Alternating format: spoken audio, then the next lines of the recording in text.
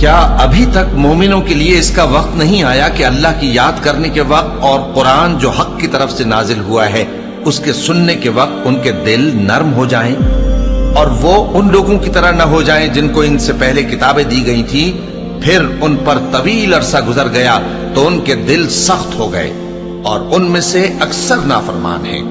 جان رکھو کہ اللہ ہی زمین کو اس کے مرنے کے بعد زندہ کرتا ہے۔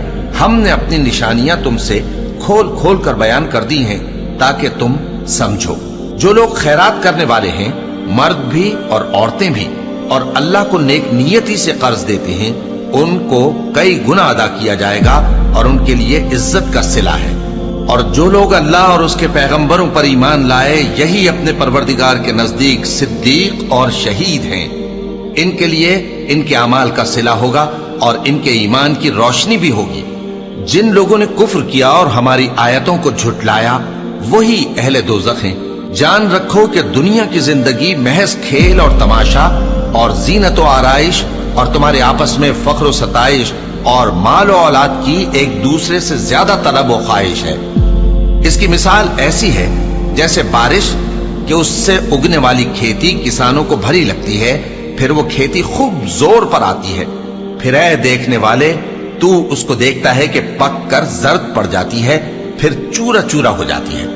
اور آخرت میں کافروں کے لیے عذاب شدید اور مومنوں کے لیے اللہ کی طرف سے بخشش اور خوشنودی ہے۔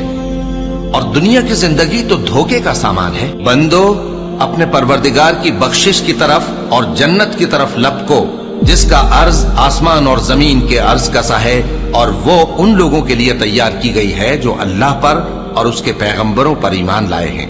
یہ اللہ کا فضل ہے، جسے چاہے عطا فرمائے، اور اللہ بڑے فضل کا مالک ہے۔ کوئی مصیبت زمین میں اور خود تم پر نہیں پڑتی مگر پیشتر اس کے کہ ہم اس کو پیدا کریں، ایک کتاب میں لکھی ہوئی ہوتی ہے، اور یہ کام اللہ کو آسان ہے۔ تاکہ جو فائدہ تمہیں حاصل نہ ہو سکا اس کا غم نہ کھایا کرو، اور جو تم کو اس نے دیا ہو اس پر اترایا نہ کرو۔ اور اللہ کسی اترانے اور شیخی بگارنے والے کو دوست نہیں رکھتا، جو خود بھی بخل کریں اور لوگوں کو بھی بخل سکھائیں۔ اور جو شخص روگردانی کرے تو اللہ بھی بے نیاز ہے، لائق حمد و ثنا ہے۔